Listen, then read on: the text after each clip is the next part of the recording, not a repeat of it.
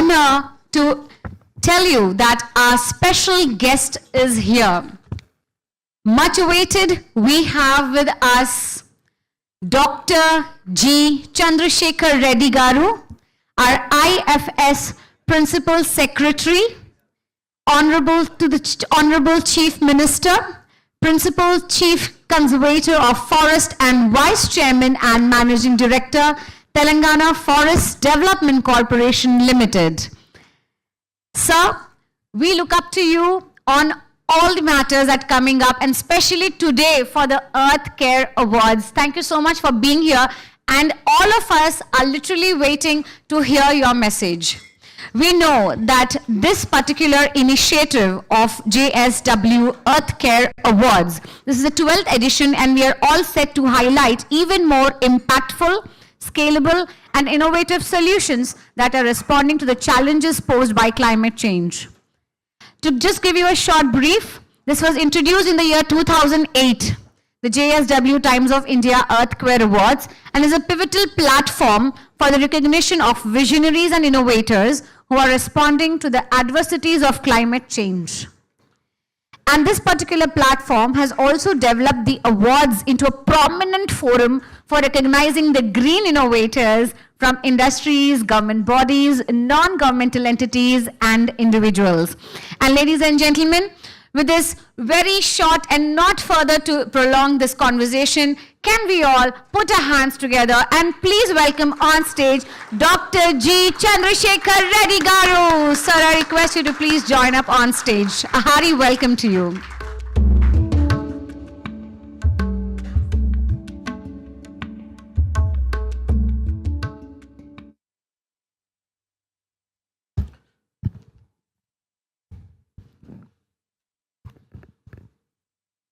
It's a little down. Good afternoon, everyone. Thank you, JSW and Times of India, for this opportunity. I get the goosebumps when I talk about the climate change and sustainability, because first question to me is, am I doing anything for that? So, well, being in government, we get plenty of opportunities to do that. Individually, yes or no, but as a government servant, I am sure as a forest officer, I had empty number of opportunities to contribute for climate mitigation. So to begin with, I boast myself what I have done. So then we'll go to the community aspects. So one very satisfying thing is, after 30 years of service in forest service, I realized that we do raise good plantations. It can never match to the natural forests. The question before me was whether we can create a natural forest. Is it possible? So we experimented in Yadadri district in Chautuppal, in forest area, chosen about 2-3 acres of land and applied the Miyawaki principles with local modifications. And believe it, within a year time, it got transformed into exactly the way nature gives us the forest. And there's no doubt we have raised wonderful plantations, but even after 30 years, they fruit, the seed falls, but it doesn't germinate. We don't know what is the reason. Maybe weeds domination, we don't know what exactly, but in natural model, what we developed as a Yadadri model under Miyawaki principles, believe it, that 3 acres of land, the principles what we followed is the high density planting, random planting, 3-tier planting. These are the only 3 principles, and to support the high density planting, we enriched the soil. So soil enrichment is a must because it has to support the high density planting. Now within 10 months, it grows into a forest with a 3-tiered levels, and it has become a safe home for all the animals in the neighborhood because it's a safe, dense forest area. So believe it, all mammals, small mammals means there's squirrels and all that, reptiles, many snakes, many birds. And with all this, they feel the safe home. Apart from that, birds bring lot of seed from the neighborhood and it falls there. And imagine the kind of biodiversity it develops inside.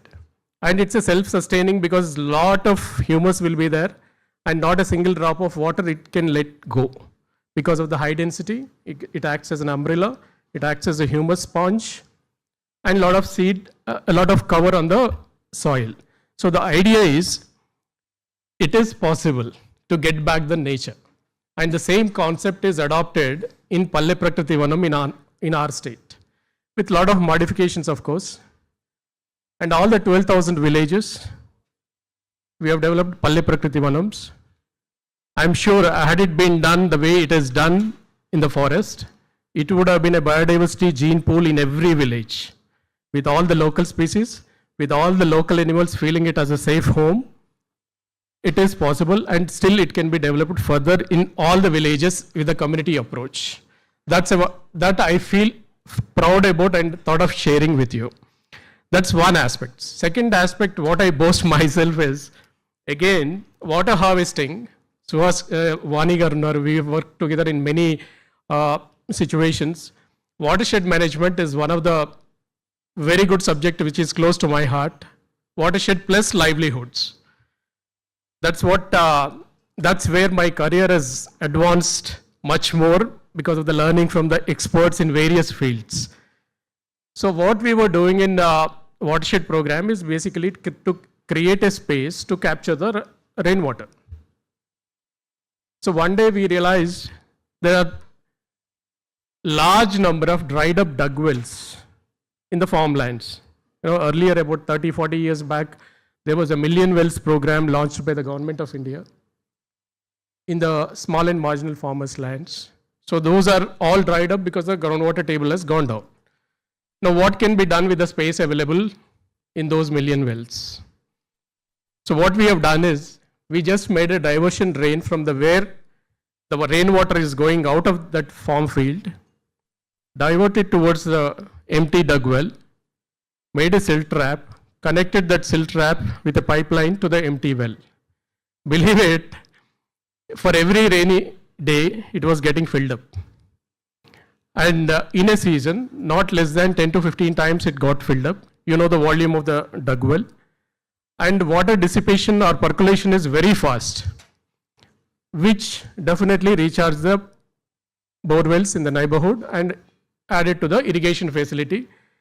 So that is one aspect which I realized that I contributed very well in that direction. Till what time? All right. So another important thing where I am currently working as a vice chairman and managing director for a corporation. Corporations are all business driven and the profit driven. So I had to choose whether I should go in a sustainable way or not. As a vice chairman and managing director, my job is to get the profits and ensure the sustainability of the company, forget about everything else. So, but we have chosen a path of sustainable development. So in order to follow those principles, some driving force or motivation has to be existing for us. So the existing motivation was forest certification. Forest certification by the Forest Stewardship Council, which certifies the forest if it is sustainably managed. For that, 120 parameters are there, which you need to comply to get that certificate, which is given by the international agency, and also international auditors are appointed to evaluate whether we are following that 120 principles criteria or not. So it was a great learning, first of all. What is that sustainability criteria and why should we follow and what is the importance of it? Can't believe it. I mean, I'm so proud now to follow those principles. One, because our corporation area is completely certified as a sustainable development area, which fetches me minimum of 3 crores additional revenue for having that certificate because of the premium value which I add to my produce from the forest. That is a minimum guarantee which I get. But more than that, the FSC symbol, some of you must have seen tick and tree, which is there on all Tetra Paks. So that tick and tree symbol gives more value to the paper maker who is making the packing material. So he is giving us much more higher price when we e-auction the produce, that is pulpwood. Believe it, in the last 3 years, when I joined the corporation, it was 3,500. Yesterday, I sold it for 11,000 rupees per ton, eucalyptus. I mean, more than the profit, what we got the satisfaction is we are compliant with the sustainable principles. The labor who are working with us, we never bothered about them. And we have to follow the international standards for our labor camps. We have to send the doctor every week. We have to provide the safe drinking water. We have to provide them the mosquito nets. We have to give them safety equipment for harvesting or loading, unloading all those materials. So it's a complete shift what we had 2 years back and what we have now. And I'm very happy. Our entire ecosystem in respect of laborers, our contractors, our purchasers, everyone now understands what is that sustainability is all about. Now coming to the recent edition in Botanical Garden, Hyderabad, I launched one program called Connect Culture with Nature at Botanical Gardens, Hyderabad. Connect culture with nature. What is the issue is, my office is within the Botanical Garden in Gachibowli. I used to see a number of children coming every day, not less than 400 to 500 children comes to the, on the name of environmental education. They come, they look, they play in the lawns, they play in the children park area, they sit under the trees, have food and go. Maybe they'll be taken in a small route, whenever the teachers are interested. So then I realized this is not the way of environmental education. So best way is to connect the children, how to introduce the plants to the children. See, as a forester, I can identify only 200-300 plants. Some of the foresters sitting may identify 1,000 plants, but there are lakhs of plants in nature. So how do we introduce the plants to the children? So I had a major challenge because I'm not good at identification of the plants, though I studied BSc forestry. I want children to learn. So what I decided is, I've pledged 2 things in my mind. One is, I will not plant a plant which is already existing in the botanical garden. So that takes me to the variety of plants which can be planted in the botanical garden. Second thing, I'll plant, but who will know about those plants? So I want to go in a thematic way. Thematic way is, I realize that 75th year of independence is there. In the next 3 years, we'll have the 75th Indian Republic Day celebrations. So we thought 75, and this year it is the 75th Vanamohotsam also. So 75 theme I have chosen. 75 concepts-based planting I have planted. It's just a 200, 300, 500 yards area that will have one theme. For example, pencil and eraser garden. Pencil wood comes from where? Eraser latex comes from where?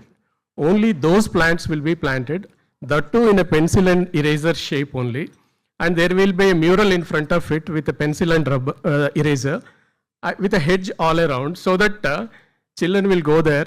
They realize that they can take a selfie with the pencil and eraser. They can see the plants which are giving them the pencil and the eraser. Like that, believe it, when I started writing down, there were 100 and odd themes. But I struck down because the plants were overlapping into the themes. I'll share 2-3 more examples. Pan garden. Pan has got not less than 12 ingredients. Kasu, katta, aku, then lavangam, ilaichi, all those plants at one place. It's called pan garden. Kagas garden. Traditionally, we made paper from various plants. Now we are using a different material. So it's a kagas garden. You will have a mural of book in front of it. Sangeeta vanam. From flute to tabla. What are the woods which you use for making those? Krida vanam. Sports tree garden. From cricket bat to so carom coins to the billiards table. Whatever wood you are using, only those plants will be planted. So like that for 75 themes. These days, herbal garden, we put every leaf and drink it as a herbal tea. So Teiniti Vanam, tea garden. So 75 themes we have displayed connecting our culture with nature. Batkama garden, we know only marigold flowers. But there are many flowers which are traditionally used for making the Batkama. So idea is to introduce the culture along with the plants. That we have been successful, and I'm sure the footfall in the botanical garden increased in the last 3 years by almost 4 times. 1 lakh was there, now 4 lakh people are visiting.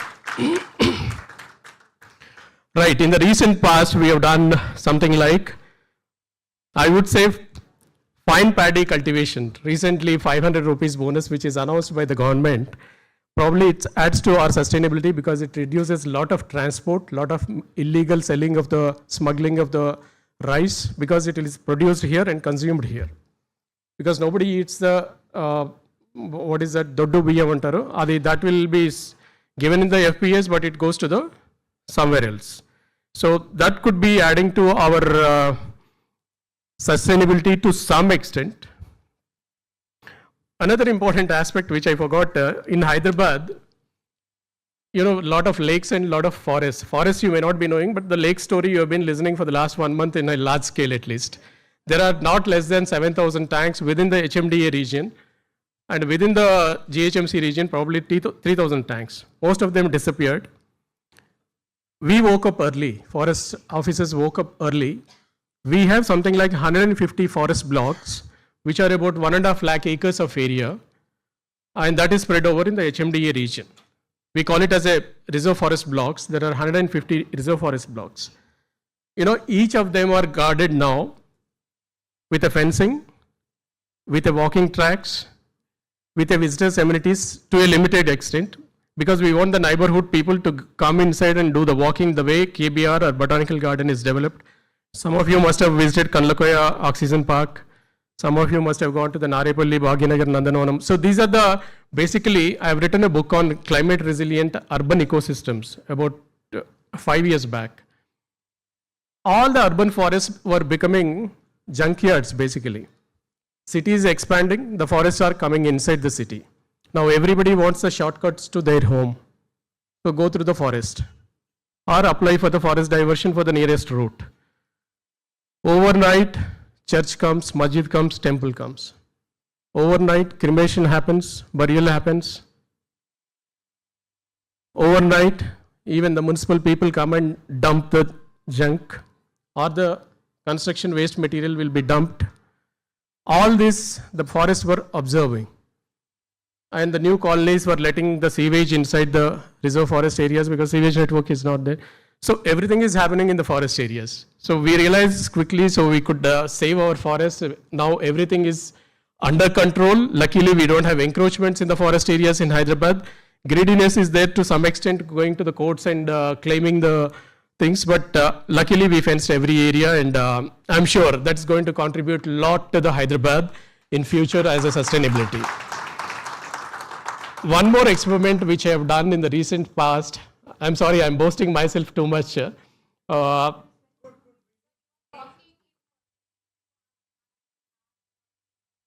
Thank you. So as a part of the TSFDC, we have taken up miscellaneous plantations. I'll come to that, what it is. You know, eucalyptus is our major produce. You may accuse me for that, but we are sustainably producing. I've already claimed that. I produce eucalyptus in bamboo, nothing else in the corporation. Okay? So, since the city is expanding, some of my leased areas from the forest department where I cultivate the eucalyptus also coming inside the city. Because eucalyptus has got 18 years rotation. 6 years, 6 years, 6 years, 3 crops we take. So if I plant today, the crop will remain for 18 years. Imagine where will be the city after 18 years. So all the eucalyptus plantations will be within the city and will be beyond the city. I didn't want that scenario to exist in Hyderabad. So we stopped planting eucalyptus within the RRR region for the last 3 years. So what we did is, we have chosen a local species. I call them as a vintage trees. The sandalwood, the red sanders, the rosewood, the teak. These are the 4 vintage trees. But for corporation it is of no use because it's a long rotation crops.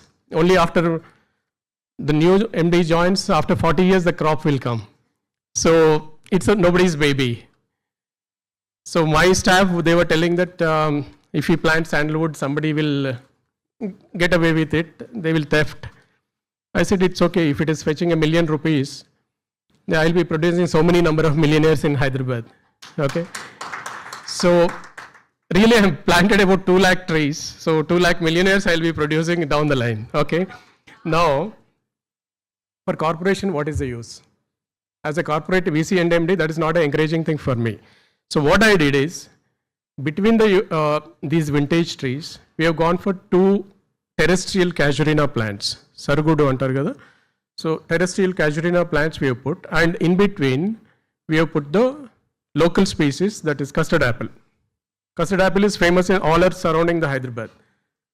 So within 5 years, I can remove the casuarina trees, which will get back my investment, whatever I invested, and the fruit, annually it comes, it could be, we can sell it as a lease, or at least I'll be enriching the nutritional aspects for Hyderabad again. So those are the aspects on which we worked, but ultimately what is it is, we are bringing the sustainability or resilience to the city, okay? How to make the how to bring the climate resilience to the city. Now, whether it pays me or not, we have to think on 3 lines. Whatever strategy we evolve for the society or with community, at individual level, first principle we have to follow is the triple bottom line theory, which is a basis for the sustainable development. Social acceptability, environmental sustainability, economic viability. If economic viability is not there, nobody is going to work for it, okay? Any industry or any initiative. If environmental sustainability is not there, maybe you will not get the clearance from the loss of the land, okay? Social acceptability, if it is not there, you will have a resistance from the society. But if these 3 are to be balanced, if any of them are taller or shorter, there is an imbalance. There cannot be a sustainability. So the 3 legs of the stool, that is called triple bottom line, has to be balanced to get the sustainability to the any initiative. So that is a fundamental principle we have to follow for any strategy. Then second thing is, any industry or anything, they have to shift their approach from compliance to commitment. What they are doing right now in the last 4-5 decades, their compliance with the laws of the land. You have environmental clearance subject to so and so conditions. So you comply with the conditions, that's enough. But go beyond that and make some commitments for the sustainability. So all the industries, they have to adopt that principle of responsible business model. Now the cleaner and cheaper success stories are many which are brought forth by the Terry. And it's a simple logic. Basically, if people become sick in any industry, production will fall and you will have to bear the cost of health costs for the people. So cleaner is cheaper is always a fundamental principle for whatever strategy we evolve. And all our strategies will revolve around soil, water, air, forest, energy. Only these 5 aspects. Whatever strategy we aim at bringing it, mitigating the climate challenges, these are the 5 aspects we have to look at to make any sustainable practice at a social level. Now, what are we planning with respect to this? You know, about 2 decades back when we were working in the districts, 2.5 decades back, we had the community organizations. There was a watershed association. There was a water users association for every tank. There is a Vanasamrakshan Samiti for every forest block. What are those? It's a community strategies, which we have done 2.5 decades back as a strategy for sustaining the life or ensuring the productivity in the villages in terms of conserving water, in terms of conserving soil, in terms of conserving the biodiversity. But these are forgotten now. So what we are doing, we are making startups. So the new approaches, all the knowledge is in the palm. There's no need for networking. Those are the things. I mean, village level grassroots networking was so strong. That was a Semal Landang approach in South Korea, self-help movement basically. And we have, in spite of all this, right now the women network in Telangana is very strong. And I'm sure we can leverage on them for any kind of initiatives on sustainable development. Recently, I have been to the Guntur district in Andhra Pradesh. I have not been to agriculture field for a long time actually. So I went to see the natural farming, which the Raitu Sadhikara Samakya is doing in Andhra Pradesh. And it's a wonderful sustainable development model anybody can think of. And without the knowledge of that, I practiced in the Yadadri model of natural forest development. It's basically the enrichment of the soil in natural manner. And believe it, it's seeing is believing actually. The difference between the chemically grown crop and the naturally formed crop is so obvious in terms of soil texture, in terms of the growth of the plants, in terms of the yields, and in terms of the input cost.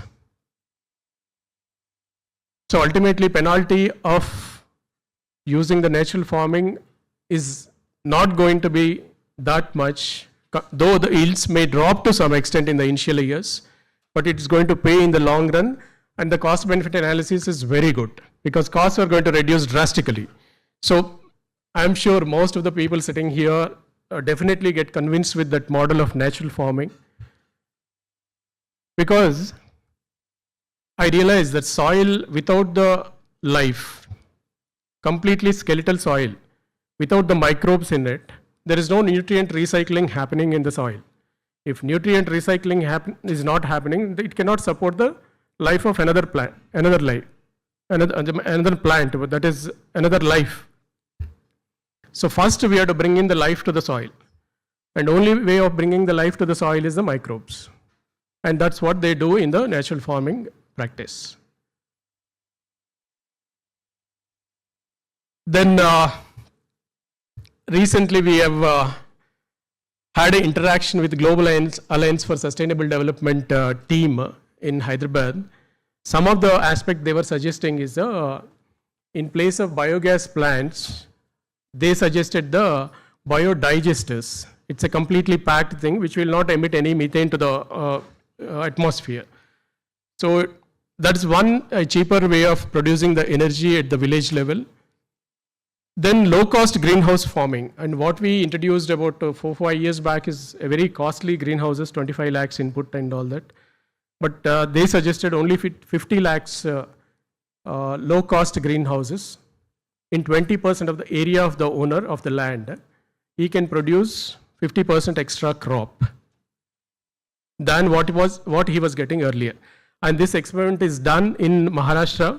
They produce, within the greenhouse, they produce the vegetables, and rest of the area, they go for the various kinds of livelihoods. It could be poultry, it could be fisheries, it could be tree-based fruit production, it could be forest produce, anything. So, but it's a multiple livelihood-based model. And farmer is not at the risk because what he is getting earlier, he is getting more than 50% within the 20% of the area. So this is one of the useful models which we can practice. Then Government of India scheme Surya Ghar is another aspect which the community can think of and adopt on a large scale. And there's a huge program on Government of India side also. Then probably the distinguished people sitting here could think of some model on Podu lands, which we give on shifting cultivation. About 6 lakh acres of forest land is given as a pattas to the tribals who are cultivating. Probably we can have a sustainable agriculture model for those areas.